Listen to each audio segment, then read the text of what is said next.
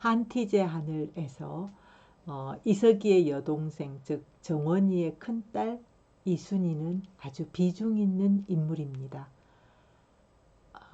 작가 권정생 선생님 어머니가 모델이지 않을까 싶을 정도로 그 어려서부터 일본으로 건너가기까지의 전 과정이 나옵니다. 아주 부지런하고 손끝 야물고 성실하고 위였던 동 살아보려고 너무나 애쓰지만 그 어려움을 많이 겪은 여자 주인공이죠. 이석기는 원래 그 앞집 서기와 친구였고 또 이석기의 동생 이순이는 자연스럽게 서기를 좋아했어요. 그래서 9살 나이 이순이가 동네 친구들과 함께 앞산 뒷산 골짜기로 봄이면 들나물 산나물을 뜯으러 다닐 때 서기 오빠는 가끔 그 참꽃을 꺾어 와서 이순이에게 주기도 하고 이순이 말이라면 뭐든 다 들어주는 정말 착한 이웃집 오빠였어요. 어느 날 서기가 그 빨간 참꽃 한 다발을 꺾어다 이순이한테 준 날 이순이는 동생 이금이와 부뚜막에서 그 참꽃을 하나씩 따먹으면서 이렇게 말해요. 이금아, 난 서기 오라베한테 시집 갈 끼다. 그러자 여동생 이금이가 서기 오라비한테 내가 시집 갈 끼다 하고는 언니 얼굴을 손톱으로 앙칼지게 핥히는 그런 일이 있었어요. 그래서 이순이는 갑자기 그 공격을 한 여동생한테 손톱 자국으로 얼굴이 핥혀가 피를 흘리고 울음을 터뜨리기도 했죠. 하지만 이순이의 첫사랑은 이루어지지 못했어요. 이순이는 14살에 심리 떨어진 도rum바우골 분들레의 큰아들인 장득이하고 정혼을 하고 그 이듬해 15세 20살인 장득이에게 시집을 갑니다. 시아버지 조석은 며느리인 이순이를 대견하게 생각하고 아주 예뻐하는데 시어매 분들레가 이순이를 굉장히 마음에 들어하지 않아요. 술 어마이 짓이나 하는 과부 외손녀인 게 마음에 안 들었고 나중에는 이순이가 남편 조석의 사랑을 너무 많이 받는 것도 질투나고 여러 가지 집안의 우환과 어려운 일이 생길 때마다 또 이순이 탓을 하고 이순이를 늘 괴롭힙니다. 처음에 외할매 수동댁은 이 혼사를 찜찜하게 생각하는 그 딸 정원이를 위로하면서 제 복 있으마 개똥밭에 던져 놓아도 잘 산다. 우리 형편에 이순이가 그 집 정도 시집 갔으마 마 됐다. 이렇게 위로를 해요. 만약 할머니 수동댁이 그 이후 이순이가 살았던 삶을 옆에서 보았더라면 이 말을 아마 주워 담았을 것 같아요.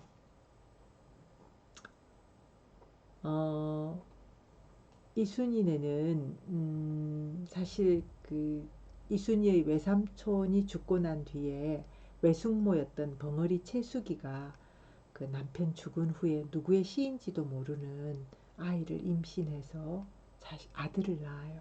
그러자 시어머니인 수동댁이 이 며느리와 그 다음에 그 누구의 자식인지는 모르지만 며느리가 낳은 손자가 이 동네에서 남들 입에 오르내리면서 그 비웃음 받을까 봐서 살림을 정리하고 이 며느리와 손주를 데리고 멀리 떠나버립니다. 그러고 이순이는 이제 또 시집을 가죠. 근데 이순이가 정혼한 장득이는 사실 엄의 분들레의 속을 은근히 썩이는 아들이었어요. 장득이는 겉으로 보기엔 얌전하고 힘이 있어서 큼직큼직막한 일을 잘 해내는데 두어 해 전부터 노름판에 다니게 되었어요. 일본이 식민 통치를 하면서 화투가 들어와서 그 당시 농촌 이 산골 마을에까지 그 화투가 퍼져서 농한기에 그 정신없는 젊은이들이 이 노름꾼들하고 어울려서 가산을 탕진하기도 했지요. 장득이는 결혼하기 전 해에도 이 화투 노름 때문에 집에서 먹이던 소를 한 마리 팔아서 빚을 갚아야 했어요. 농한기인 겨울 동안 매일 밤을 새다시피 마실 갔다 오더니 어느 날 빚쟁이들이 찾아와서 돈 내놓으라고 아주 그 장득이의 부모를 협박하지요. 그렇지 않으면 관청에서 잡아다가 감옥살이 시킨다고 하니까 조석이와 분들레가 벌벌 떨면서 결국 소 한 마리 값이라는 빚돈 5원을 갚아주기 위해서 그 소를 주워버려요. 장득이는 또 잃어버린 소를 되찾겠다고 길밑돈을 꾸어서 노름을 했는데 이번 겨울에 진 노름빚을 갚기 위해서 물 건너 참봉댁에 또 머슴살이를 가기도 해요. 세경을 선금으로 받으면 그 세경이 제대로 받을 수가 없는데 그 선금으로 세경을 받아서 노름빚을 갚고 머슴살이를 갔지요. 분들레는 모두 9남매를 낳았는데 3남매는 어려서 병으로 잃고 장득이 밑에 제득이 그리고 막내동이 수득이가 겨우 그때 이순이가 시집 왔을 때는 첫돌이 막 지났을 때였어요. 벌써 큰딸 깨금이는 석수장인 배서방한테 2년 전에 시집 보냈고 또 지난 가을엔 강생이도 삼거리 얼굴은 못생겼지만 똑똑한 윤서방한테 시집을 보냈어요. 분들레의 6 그 자식들은 사실 분들레가 인물이 좋아서 모두 생김새가 깎은 밤톨처럼 잘생기고 늘씬하니 인물이 좋았어요. 깨금이는 남편 사랑을 듬뿍 받고 자식도 없이 3년을 살다가 결국 몹쓸 병이 들어서 친정에 와서 병 치료를 위해서 한 1년쯤 머물다가 죽었어요. 얼굴이 노래지고 눈까지 노랗게 되면서 배가 부어오르는 그런 병이었어요. 약국에 가서 탕약을 수없이 지어 먹어도 되지 않았고 분들레는 딸을 위해서 온갖 조약을 다 만들어서 먹이지만 소용이 없었어요. 남편인 석수장이 배서방은 그래도 벌이가 좋아서 이 아내의 병수발 하는데 그 자기가 번 돈을 다 갖다 집어넣어요. 결국 깨금이는 자리에 눕혀둔 채 장득이와 이순이가 그 동짓달의 잔치를 치르거든요.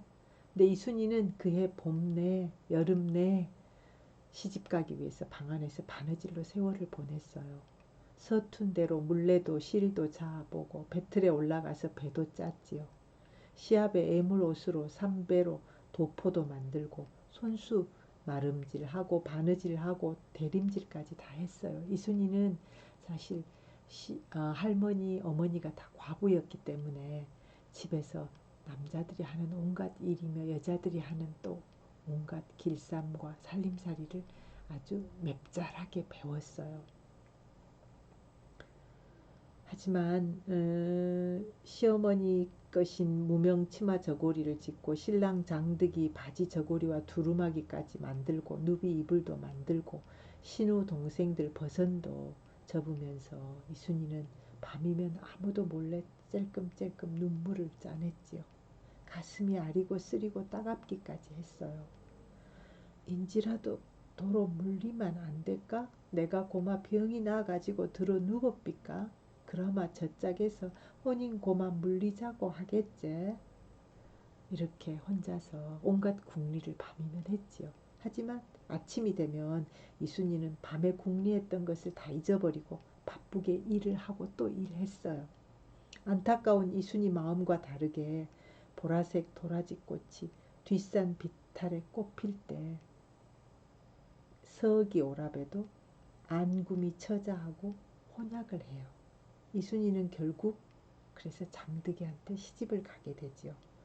혼례식이 끝나자 이내 신행길에 올랐는데 신랑은 그냥 걸어갔지만 이순이는 가마를 탔어요. 보통 백성이지만 성씨만 괜찮으면 그때는 가마를 탈 수 있는 세상이었대요. 이순이는 외할매와 어매한테 귀가 따갑도록 시집살이 잘해야 한다고 들어서 첫날부터 아주 조심스럽게 시부모 공양하고 시댁 식구들한테 그 예의를 갖추지요. 사흘 만에 이바지로 가지고 온 마른 반찬을 가지고 정지로 나갔는데 글쎄 찬압 뚜껑을 열자마자 시누이 말숙이가 달걀 지단을 낼름 집어 먹어버려요. 그러고로 이순이가 설날 첫 친정 나들이 갈 때까지 한 달 반 아주 매운 시집살이를 사는데 마치 한 달 반이 10년이나 되는 듯 맵고 짜고 서러운 시집살이였어요. 시어미 분들레가 아주 작정이라도 한 듯 며느리를 못 살 만큼 행짜를 부렸거든요. 이순이가 시린 손을 호호 불며 밥을 지어 놓으면 밥주걱은 분들레가 가서 잡았어요. 분들레는 이순이를 뒤에 세워둔 채 딴전 부리듯이 그릇그릇 밥을 퍼담아서 안방으로 다 가져갔어요. 그러고는 한쪽 귀때기가 다 다른 물쪼박 언저리에다가 제비집 붙이듯이 찌꺼기 밥을 쬐게 붙여서 퍼놓고는 방 안으로 들어가 버려요.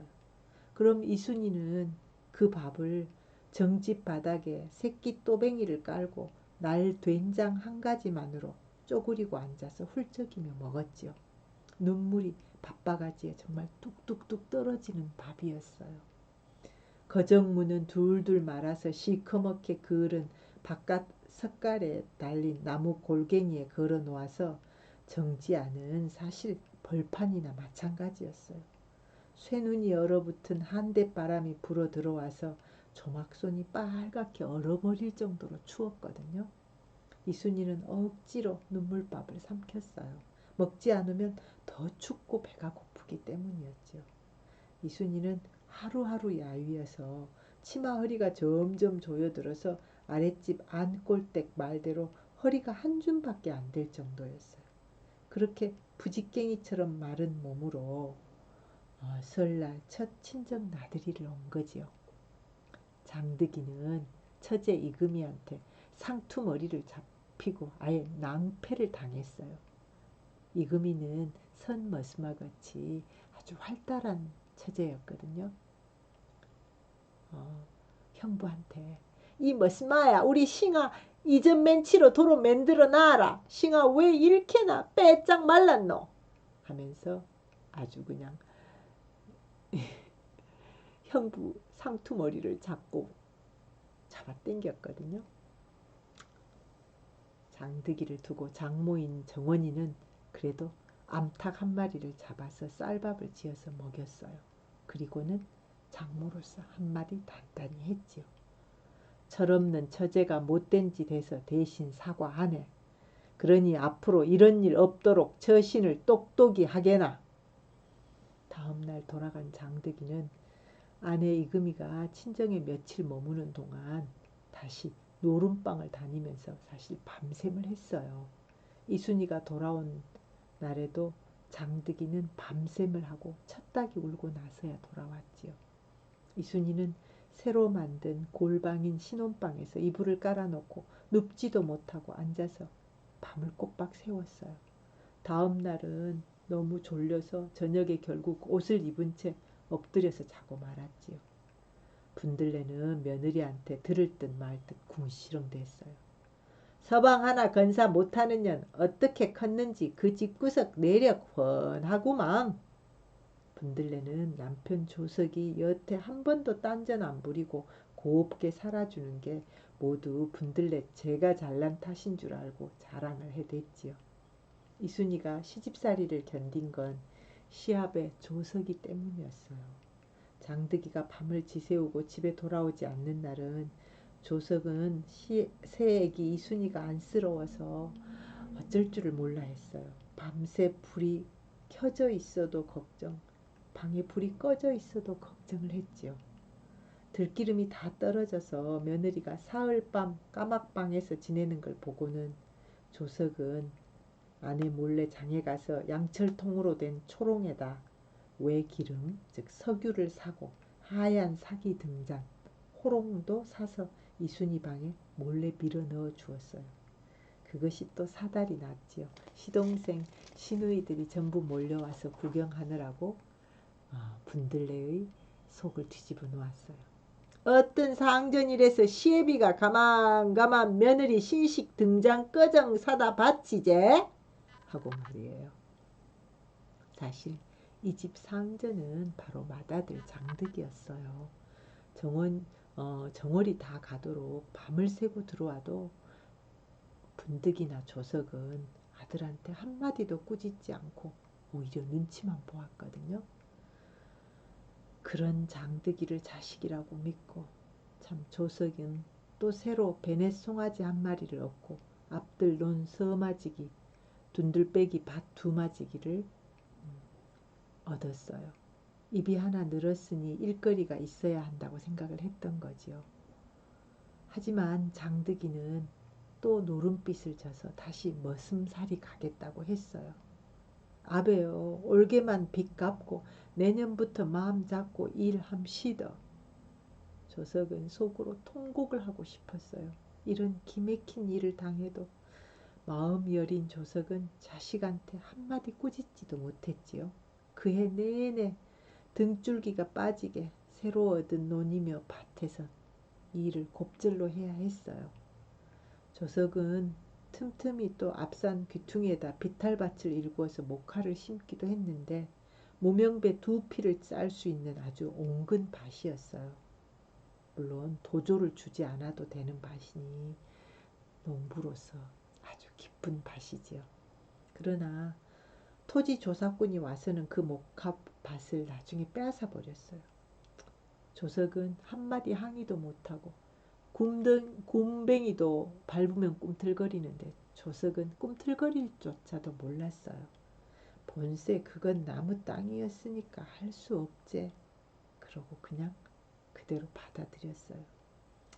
부모 없이 막내둥이로 자라면서 무슨 일이든 닥치는 대로 받아들였기 때문에 조석은 사실 누가 밟으면 움츠리고 있다가 그 밟고 있던 발이 비켜나가기만을 기다리는 그런 사람이었어요. 1918년 무오년 6월에 이순이는 드디어 첫 아들 수복이를 낳았어요. 시아버지 조석은 며느리도 대견하고 손주도 너무 귀여웠죠. 하나에서 10까지 이순이는 정말 버릴 것 없이 곰살맞게 시어머니보다도 훨씬 더 일을 잘했어요. 이순이는 정말 바쁘게 일했어요. 하루 내내 쉬지 않고 일했죠. 그래도 마음속으로는 별로 고된 줄 몰랐어요. 시아베 조석이 이순이 일 잘하는 걸 알아주고 늘 시어머니 모르게 또 신경을 써주었거든요. 시집 와서 5해가 지났을 때 이순이는 이제 이 집 안살림 바깥살림을 구석구석 잘 알게 되었어요. 이순이가 오고 이 집은 많이 달라졌어요. 우선 1년 지나서 장득이의 노름방 출입이 딱 끊어졌어요. 말 수도 없는 이순이가 어떻게 신랑 버릇을 고쳤는지 시아베 조석은 그저 며느리의 능력이 신기하기만 했어요. 장득이는 이순이 새벽같이 일어나면 이제 곧장 따라 일어나고 말없이 똥장군을 짊어지고 들러 나갔지요. 이순이는 여름엔 밤늦도록 삼을 삶고 겨울엔 명시를 자았어요. 길쌈한 무명배 삼배는 장에 내다 팔고 겨울이면 온 식구가 뜨뜻한 핫옷을 입도록 꾸미고 여름엔 삼배옷을 만들어 입혔지요. 빈 바가지 들고 나무집에 양식 꾸러 가는 일도 더는 없었어요. 조석은 어느새 이제 중요한 결정은 며느리의 의견을 먼저 물었지요. 아가 건너뜰 참봉댁 논 단마지기를 붙여보라 하는데 어이할동 니한테 물어보는데 아마 반지기 농사 있기네 쌀 2섬은 돌아올 것 같은데 네 생각은 어떻노? 그거 잘됐네. 아뱀하고 그이캉 대렘도 거들마 만판 해낼 것 같심도. 밉상스럽게 아주 올케로서 이순이에게 시집살이를 단단히 시키던 말숙이 애기씨가 시집갈 때 이순이는 이불 한 채 제대로 못 해가지고 가는 게 마음이 아팠어요. 그래서 이순이가 시집 올 때 가지고 온 명주 누비 이불을 한 번도 덮어보지 않고 두었던 것을 말숙이 시집갈 때 혼수로 싸서 보내주었어요. 14살 나이에 친정에서 한 땀 한 땀 누벼서 만든 쪽빛 누비 이불이었지요. 결국 이 명주 누비 이불로 해서 앞으로 평생 동안 시누이 말숙이와 올케 이순이는 고달픈 인생을 살면서 흘리는 눈물을 서로 닦아주는 그런 사이가 되었어요. 그해 가을 조석이네는 도랑 건너 언덕 비탈에 6칸짜리 큰 집으로 이사를 했어요. 감나무가 있고 살인문 양쪽에 커다란 대추나무가 두 그루 서 있는 널찍한 집이었지요. 손자를 보고 큰 집까지 사게 된 무오녀는 조석이 태어나서 으뜸 가는 해였어요. 생전 처음 문서가 있는 집 주인이 된 것이지요. 살림 잘하고 부지런한 며느리 이순이 너무나 대견하고 사랑스러웠어요. 시어머니 분들레조차도 손주 수복이를 얻고 나가서는 며느리 자랑도 하고 유세를 할 정도였어요. 하지만 분들레네한테 불어닥치는 힘든 삶은 이제 다시 시작되었어요. 이순이 역시 분들레와 같은 운명의 수레바퀴 속에 던져지게 되지요. 분들레 맏딸 깨금이가 올해 앓다가 죽고 난 후에 둘째 딸 강생이는 남편 윤서방이 3.1 만세운동에 대해서 장터에서 말 몇 마디 한 죄로 결국 도망을 가야 했어요. 일본 순경들은 윤서방네 집 초가집마저 와서 다 불태워버리고 결국 강생이는 남편이 어디로 간 곳도 모르는 채 고리짝을 짜는 백정마을로 들어가서 거기 백정들이 만들어주는 온갖 그 채들을 팔러 하루에 100리씩이나 다녀야 했어요. 그러다 좀 따숩게 해주는 어느 호래비 백정의 아이를 베게 되었지요. 하지만 그때사 남편 윤서방이 돌아와서 강생이는 씨 다른 딸을 데리고 윤서방을 따라가게 됩니다. 셋째 딸 말숙이도 신랑이 제법 똑똑한 신식 청년이었지만 일본 순사가 와서는 전기 기술자 되게 해준다고 꼬시면서 거의 강제로 끌고 가다시피 데리고 대구로 갔어요. 하지만 한 달도 못 돼서 전봇대 위에서 일하다가 전기불에 감전사고로 타서 죽어서 결국 가루가 되어서 집으로 돌아왔죠. 이 사위 갑수는 근방에서 맨 처음 전기불에 타 죽은 인간이 되어서 결국 그의 시신을 태운 쟤는 강물에 띄워 보내게 되었어요. 분들레의 딸들의 불행이 분들레는 너무 가슴이 아팠는데 그 화풀이를 며느리한테 한 거예요. 이순이 얼굴만 보면 식초를 눈에 바른 듯이 눈이 시어지는 아주 시어머니 심보를 드러냈어요. 어약기네 내 뱃속에서 난 딸 자석들은 지지리도 안 되는데 남의 집에서 들어온 며느라는 아들만 쑥쑥 낳고 밥만 잘 먹고 일하재 하면서 분들레는 아무 죄 없는 며느리 이순이를 점점 미워했어요. 그러다가 남편 조석이 장에 갔다 오다가 쓰러졌어요. 중풍으로 쓰러진 것이지요. 그리고 얼마 안 있어서 둘째 아들 제득이가 장가를 갔는데 얼마 살지 못하고 문둥병에 걸린 거예요. 며느리는 하는 수 없이 친정으로 혼수로 가지고 온 소를 소와 함께 돌려보냈어요. 분들레는 이제 남편과 문둥병에 걸린 아들 병 치닥거리로 정신이 없어요. 남의 빚도 두려워하지 않고 여기저기서 장밋빛이며 빚을 내서 남편과 아들에게 좋다는 온갖 약을 다 해 먹이지만 둘 다 그런 민간 처방으로는 별 차도가 없었지요. 조석은 의식은 돌아왔지만 말도 못하고 수족이 마비되어서 방에만 누워서 한 해를 보내고 똥 오줌도 다 받아내야 했지요. 그렇게 2년을 앓다가 조석은 죽었어요. 그리고 이제 분들레는 아들 수복이, 문둥병에 걸린 아들 수복이의 병 구안에 온통 매달리면서 집안에 있는 살림살이들을 내다가 막 팔아요. 결국 그렇게 재미있게 새로 집을 지어서 막 살림을 잘 살던 이순희 시댁은 시아버지 돌아가신 후에 장리쌀이 10섬이 넘었고 돈이 빚을 낸 게 200원이 넘었죠. 돈 이자는 1년이면 그 시절인 곱쟁이로 늘어났기 때문에 이 빚은 시간이 지나면 엄청 늘어났어요.